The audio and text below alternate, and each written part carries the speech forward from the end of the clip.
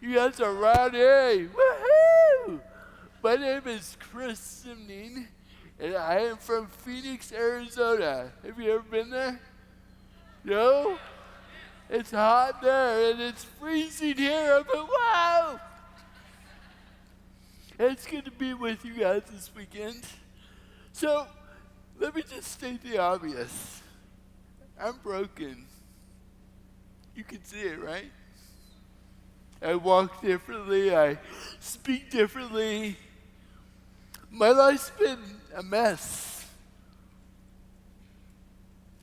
We look at this thing called nowhere. That's our theme for this weekend at TCTC. I've been to nowhere and back. And I'm here not because I want you to feel sorry for me, because if you do, I'll just hit you.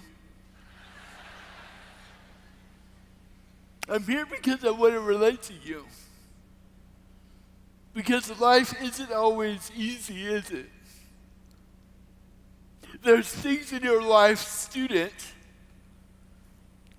that makes you struggle through things. It gives you fear. It makes you insecure. It makes you question. What is the meaning of life? Why am I here? I look just like you one day. I talk like you. I walk like you. I was a lot better looking than you. And then I went to bed one night in the 8th grade. And the next morning when I woke up, I got out of bed and I couldn't lift up my head. When I stood to my feet that morning, my head fell forward and my chin was touching my chest. That's how far forward my head went. And I couldn't lift it back up. And at first I thought, oh, I just slept wrong. It's sort of some kind of a thing. It will get better as the day goes on. But later I learned that what had happened is that I woke up to the land of what I call nowhere. I woke up that morning to a muscle and nerve disease from the 8th grade. Overnight, my life was changed in an instant. And this is why I look the way I look. It's why I talk the way that I talk. It's why I walk the way that I walk. Do you ever imagine the perfect life?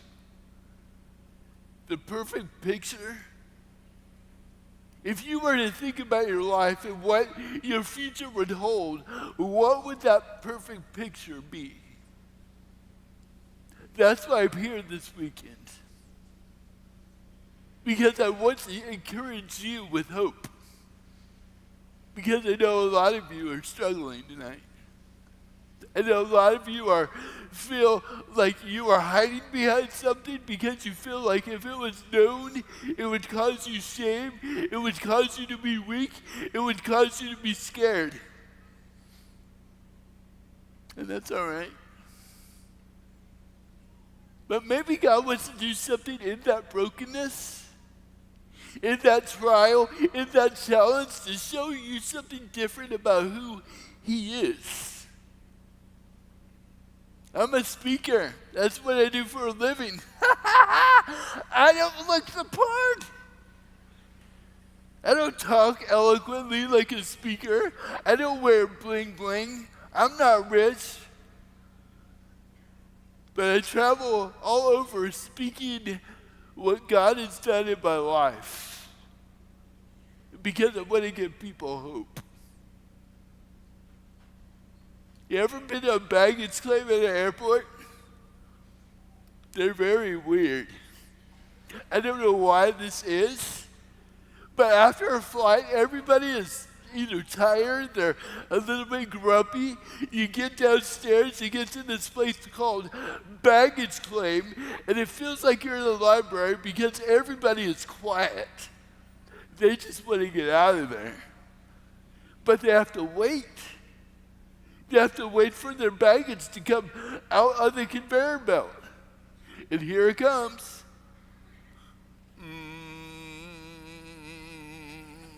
That's not it. No. Wait, here it is, here it is, here it is. Oh, they all look the same. That's not mine either. And when it comes, what do? You have to take it off the conveyor belt and claim it. That's why it's called baggage claim. You have to claim your baggage.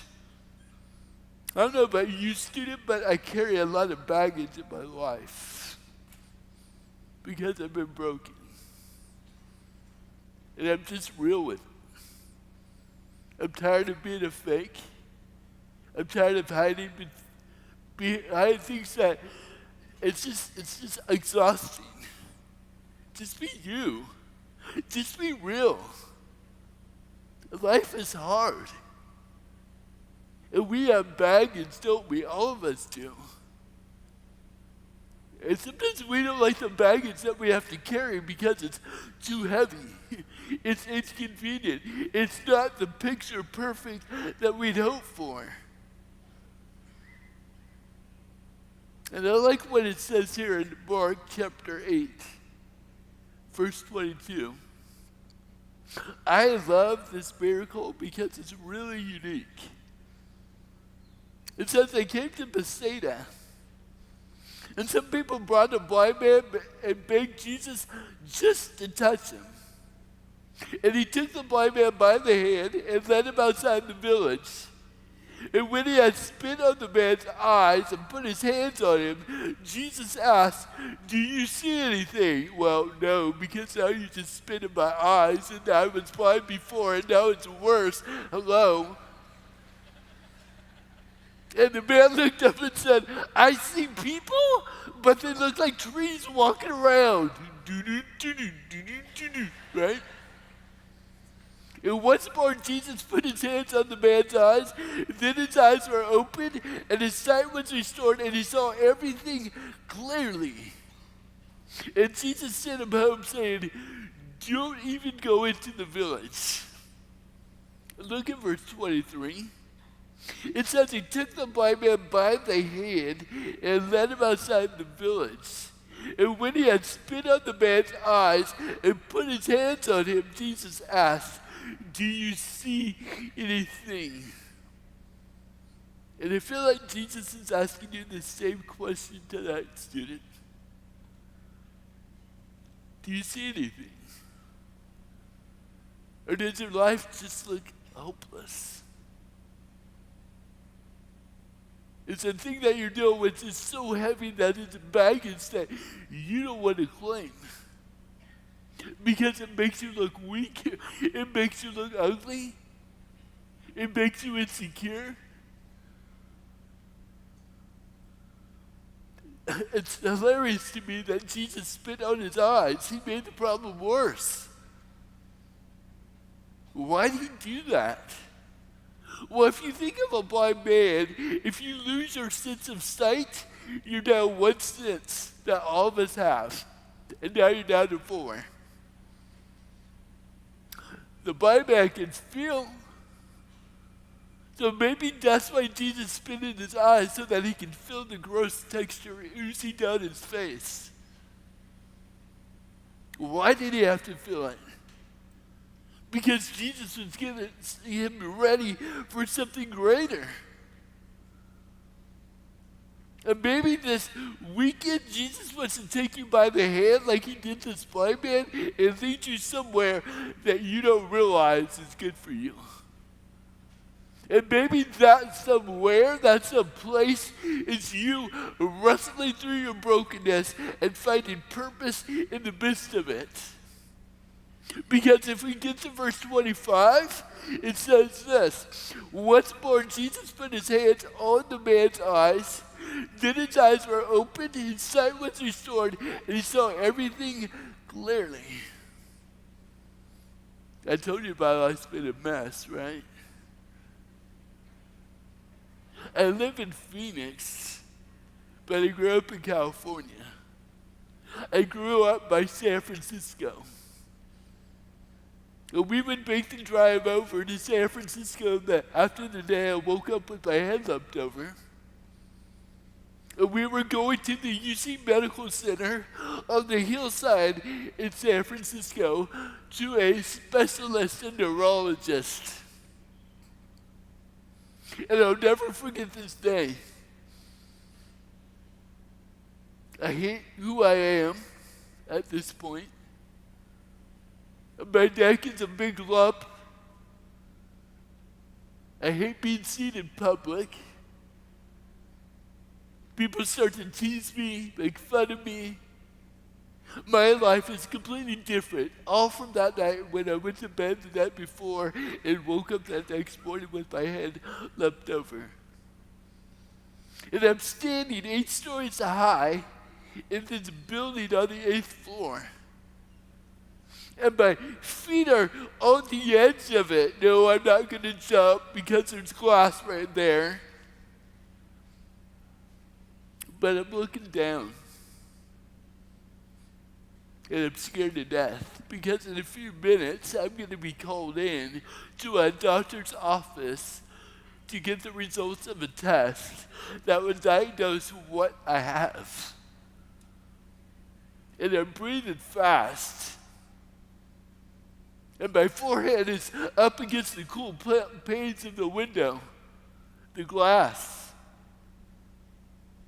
And when I breathe out, it fogs up the window. When I breathe back in, the white junk from my mouth evaporates, and then it goes on, evaporates, goes back, evaporates.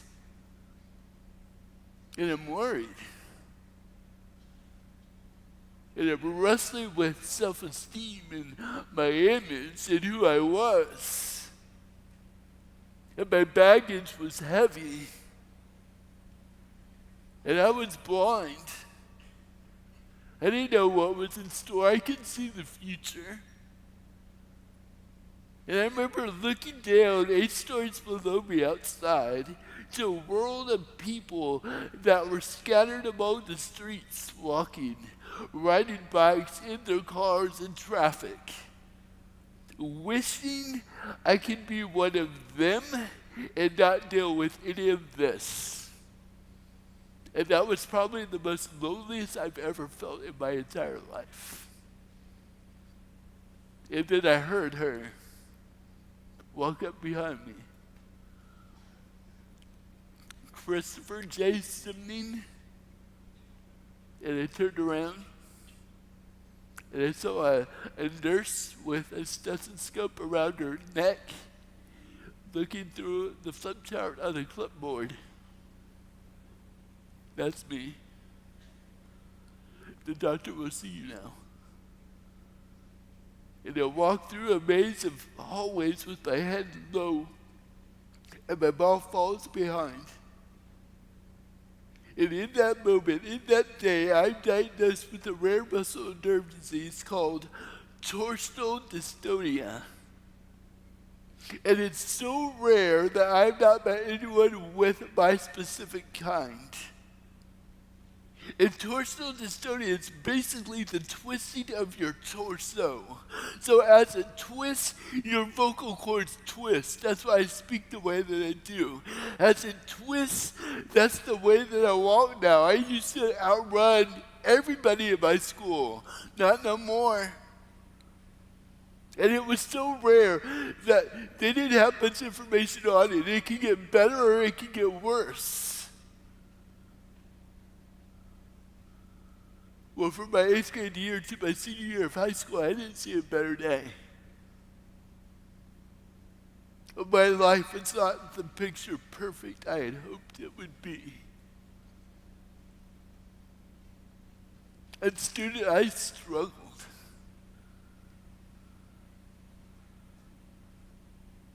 By my senior year of high school, I was confined to a wheelchair.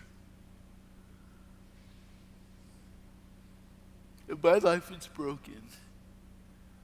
And I sat in that wheelchair for 5 years, never thought I would ever walk again. Oh, I don't want your pity. And that's a waste of time. But I want to give you hope. that Jesus Christ wants to do something in your life that you don't recognize right now because you're blind. Because your baggage just is that heavy. And you don't want to claim it. You wish it would keep spinning on the conveyor belt of life. You don't want to deal with it. You are in the land of nowhere. And if you look at the word nowhere, it breaks up into two words. Now, N-O-W, and then the last four letters of the word is here. We are here now because Jesus is here among us. Because he wants to do something in our lives that we can't conceive about, because we're so broken, that we are so blinded that we don't think he's big enough to handle what we're going through. And he is. In Matthew 16, I like what it says here in verse 13. When Jesus came to the region of Caesarea Philippi, he asked his 12 followers, his disciples, "Who do people say the Son of Man is?" Dun, dun, dun. I'm waiting. Who do people say the Son of Man is? Ready, go. No one talked. And then they speak up. And I wondered if they stuttered because they were nervous. Some replied, "Some say John the Baptist, others say Elijah, and still others Jeremiah or one of the other prophets." And then he spits the question back to them. Okay, so that's what these people say about me, but what about you? No, don't look around. What about you? No, don't look over there. You, what about you? Who do you say that I am? And Simon Peter gets bold and he stands up and he says this. He replied, "You are the Messiah, the Son of the living God." Messiah is a bold statement. Because to be a Messiah, you had to be anointed and you had to be a king.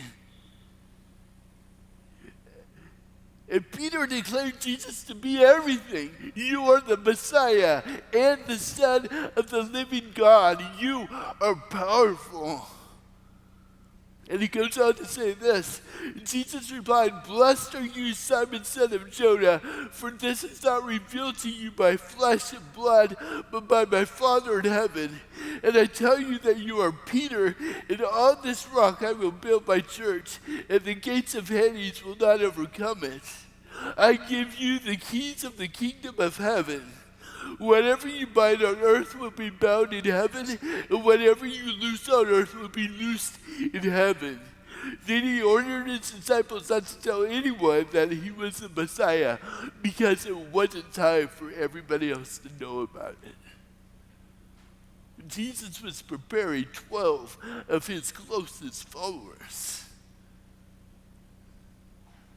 And this weekend, Jesus is preparing some of you to be bold with your baggage, to claim it. To claim that what breaks you, that what makes you feel ugly or insecure, because he wants to use that brokenness to take the pieces of you to make all of you. He wants you to rise up. It may not be the picture perfect, but if you hang in there, student, that picture that your life's going to become because you say Jesus is it, that picture will be spectacular. You didn't say Jesus is tonight. Is he a historical figure? Is he a teacher? Was he a good man? Is he a religious figure? Is he somebody that you see on a stained glass window at a church building? He's none of that to me. Jesus is mighty to Chris Simning. That's me, by the way. Jesus is powerful through life of brokenness. Jesus loves you. But if he loves me, why do I break the way that I break? That's a good question. Christians, if he loves me, why is my baggage so heavy and so daunting that I don't even want to claim it? Just keep it going, spin it around. I don't want to deal with it. I want to hide behind what is real about my life, and I want to be somebody that I'm not. But Jesus wants to make you somebody that you can become. And he does it when you feel like you're in the middle of nowhere. When you're broken. I don't wish people to be broken any day of the week. Never. I cry when people hurt. I hate brokenness. I don't like to see people broken and in pain. And I'm not here to solve your problems this weekend. I'm not even here to motivate you. I like verse 15. But what about you, he asked? Who do you say that I am? And then verse 17, blessed are you, Simon, son of Jonah, for this was not revealed to you by flesh and blood, but by Father in heaven. Oh, I can be a speaker, but nothing's going to be revealed to you by anything I do or say. That's up to the Lord. That's up to the Messiah, the King of Kings and the Lord of Lords, to do that for you. But you have to listen. And you're blind, some of you. And I get why you would be blind, because it's hard. It's difficult. I wish I could write a book to talk about the success of overcoming brokenness, but I can't. I have to live through it. I want Jesus to reveal something in you this weekend where you would rather begin to see clearly. Do you see anything? The Bible said, I see people, but they look like trees walking. When you think of Jesus, what do you see? What's walking around your soul? That's why I like that miracle of Mark 8, because Jesus goes back to him and retouches his eyes again to heal them again. And he steps back and he goes, now what do you see? I get it. I see everything, and I see everything clearly. Oh, I understand now why I went through what I did. Maybe that's what this weekend represents. Because you drove to Gatlinburg, Tennessee today, not knowing what you were in for. And it's going to be spectacular. And some of you need to realize that your baggage is not to disable you, it's to make you whole. To make you who it is that God wants you to be. And I close with this verse. We still have a little bit of time. So is it okay if this weekend I speak to you at all sessions?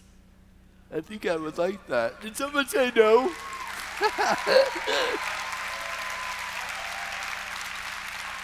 I think I would like that. Because I'm not here to judge you. I'm not even here to preach at you.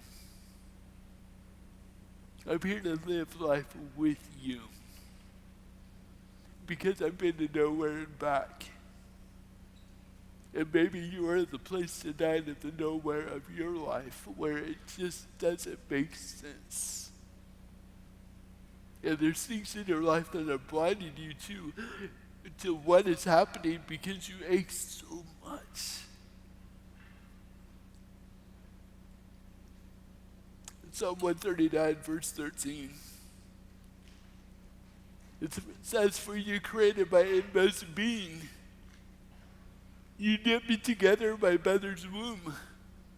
I praise you because I am fearfully and wonderfully made. Your works are wonderful, I know that full well. My frame was not hidden from you when I was made in the secret place, when I was woven together in the depths of the earth. Your eyes saw my unformed body. All the days ordained for me were written in your book before one of them even came to be." Did you catch that? I like the book of Psalms because they call it a book of journal entries. And this one's about identity. This one's about you. You created my inmost being. My frame was not hidden from you. Your eyes saw my unformed body, and with all of that, you declared all the days in your book that were written before one of them even came to be. I'm healed, student. Yeah, it's quiet, because I know what you're thinking. Healed? You're not healed. Look at you. Look at the way you walk. Look at the way you talk. Healed? You're not healed. You know what I tell people when they say that to me? Oh, yeah? You're not healed either. Look at you. Because we all struggle. We all go through things in life that we don't want to talk about. We don't like being in nowhere. Because we want things now, here. And that's where Jesus comes into the picture this weekend. He's been now and here all along. We just can't see him because of our blindness. Life isn't easy. And when I speak, I don't candy coat it. I tell it like it is.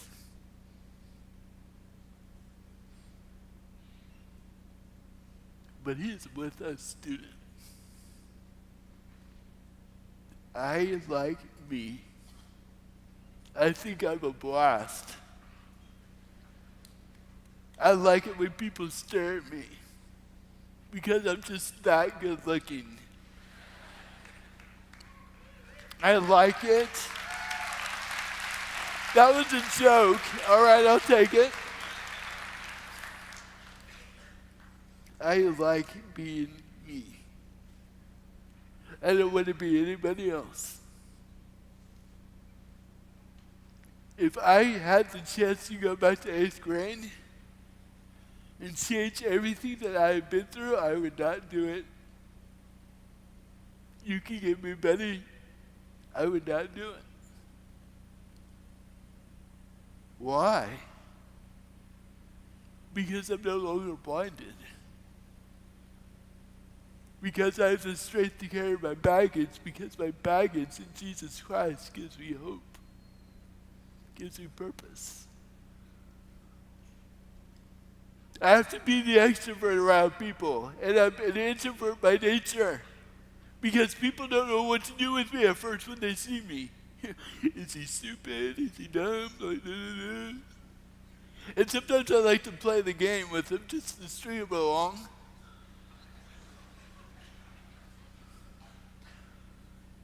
That's hard.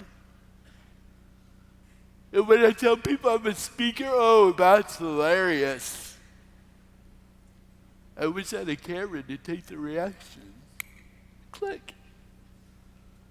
I never thought I would be a speaker in a million years.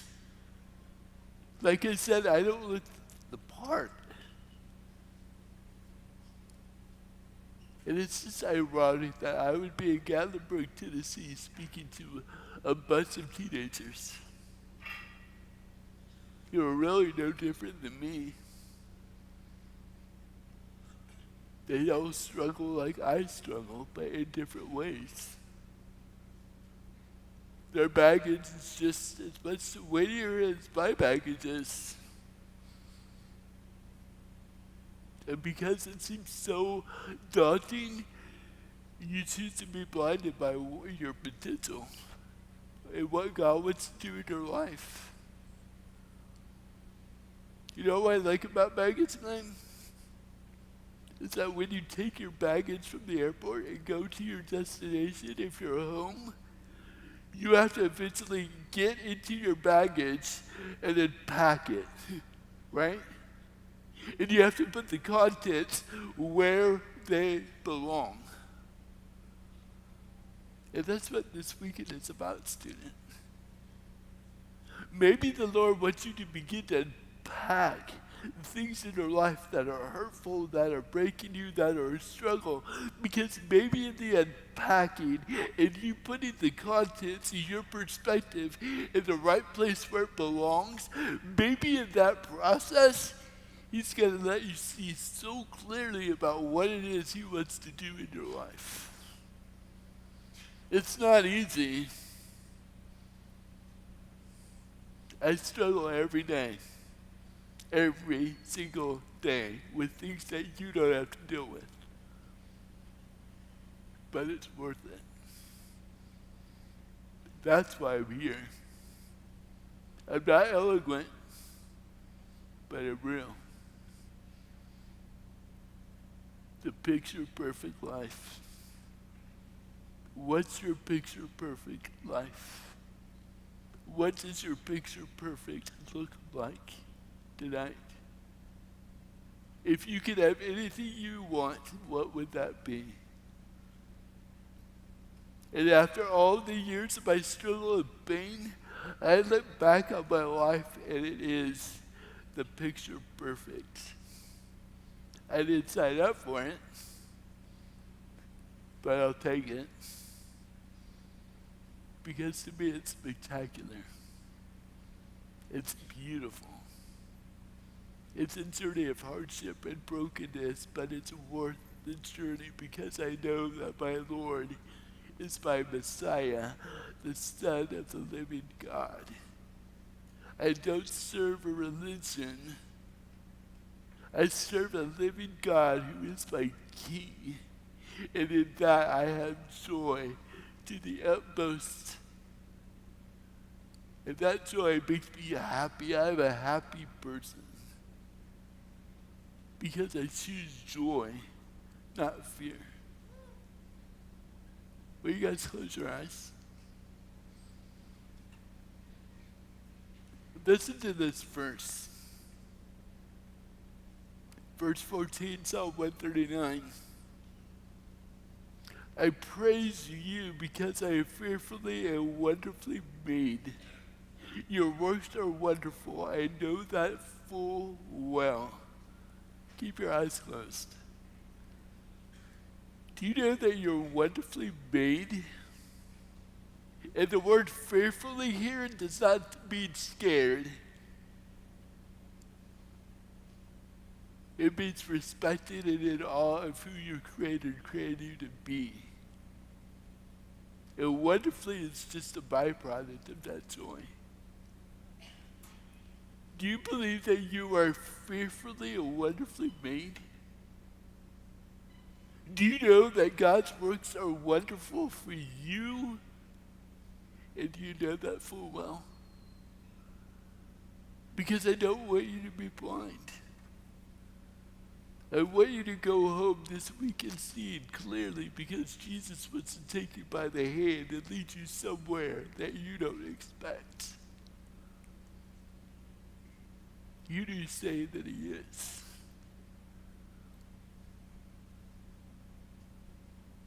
So in a moment, the worship team is going to come out and worship, and we just ask that this last worship set of tonight, that no one comes forward to the stage. We love it when you do, but for this night, we ask that during this last worship set that you guys just stay around your seats. You can stand, you can sit, we can all worship and celebrate, but don't come to the stage because something's going to happen that's amazing. So Lord, as I leave my friends tonight who I don't even know their names, I thank you, Lord, that we have met. And maybe, Lord, I can be a big brother to them this weekend and guide them through the battles of their life to show them a truth, Lord, that they have never seen. God, some of them are in the middle of nowhere. And I pray, Lord, that you would help them to realize that in the midst of that, you are now here in the middle of it all. So, Lord, I pray for my friends, Lord, who are struggling tonight with pain and brokenness. And I ask, Lord, that you would make their joy complete. In Jesus' name I pray. Amen.